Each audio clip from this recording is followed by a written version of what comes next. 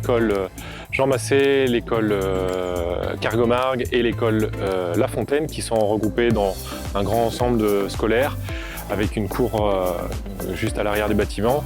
Et aujourd'hui, on projette de construire notre future cantine à cet endroit-là, puisqu'il y a une centralité derrière tout ça qui permettra que les enfants n'aient plus à se déplacer à l'autre bout de la ville, au niveau de la salle des fêtes, pour pouvoir prendre leur repas du midi. Et donc, il y a un vrai atout à pouvoir utiliser les espaces qu'on a derrière la mairie, qui étaient les anciens services techniques, et qu'on va pouvoir réutiliser pour construire cette nouvelle cantine.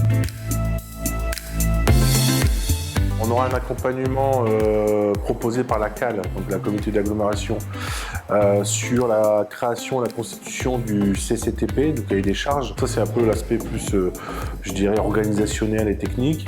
Et après, avec la fabrique des transitions, on est plutôt sur une approche philosophique, sur la manière dont on va utiliser cette restauration, avec quel public, avec quelle méthode de concertation, comment on intègre les différentes populations qui seront à même de bénéficier de cette prestation dans la création et la conception de ce projet.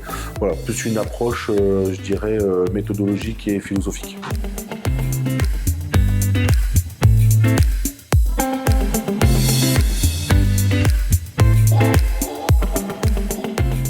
L'objectif, c'est vraiment, pour nous, de replacer la cantine de la restauration municipale comme un objet au service d'un projet plus vaste de transition.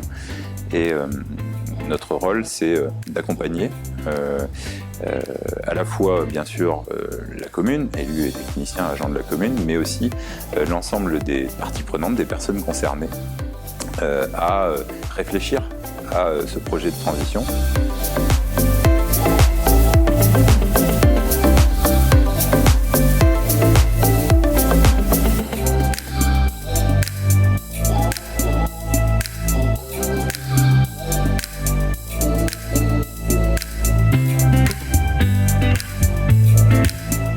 Ça fait partie d'une démarche cohérente par rapport à nos éléments de programme, donc de la liste, où je le rappelle toujours en disant que sur l'ensemble des projets de notre programme, il n'y a pas un fil rouge, mais un fil vert.